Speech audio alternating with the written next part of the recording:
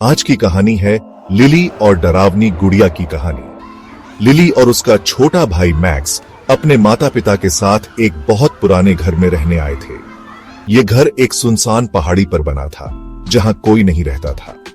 पड़ोस के लोग कहते थे कि यह घर अजीब है, लेकिन लिली के माता पिता ने इन बातों को मजाक समझा। पहली ही रात जब लिली अपने बिस्तर पर लेटी थी, उसे हल्की फुसफुसाहट सुनाई दी। लिली, मेरी मदद करो। उसने डर कर इधर उधर देखा, लेकिन कमरा खाली था। टिक टिक टिक। अचानक दीवार के अंदर से थक थक की आवाज आई, जैसे कोई अंदर से खुरच रहा हो। फिर खर खर, जैसे कोई नाखून से दीवार को खुरच रहा हो। लिली का कलेजा मुंह को आ गया। उसने सोचा कि यह सिर्फ उसका वहम है, लेकिन फिर अचानक लिली! एक कर्कश भयानक चीख दीवार के अंदर से आई। वह डर के मारे बिस्तर से गिर गई, दौड़कर अपने पापा को बुलाने गई। पापा ने दीवार पर कान लगाया और चौंक गए। दीवार के अंदर से किसी के रोने की आवाज आ रही थी। उन्होंने तुरंत औजार उठाए और दीवार तोड़ने लगे। जैसे जैसे प्लास्टर टूटा, अंदर से एक सड़ा गला कमरा दिखाई दिया। कमरे में धूल थी, सीलन थी और कोने में बैठी थी एक गुड़िया।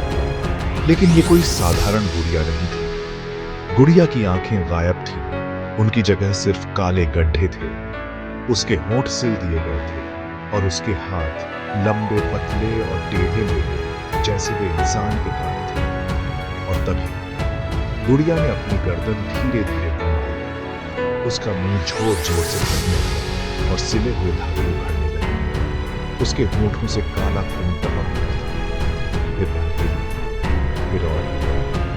फिर उसने अपनी टूटी हुई उंगलियों से जमीन पर कुछ दिया।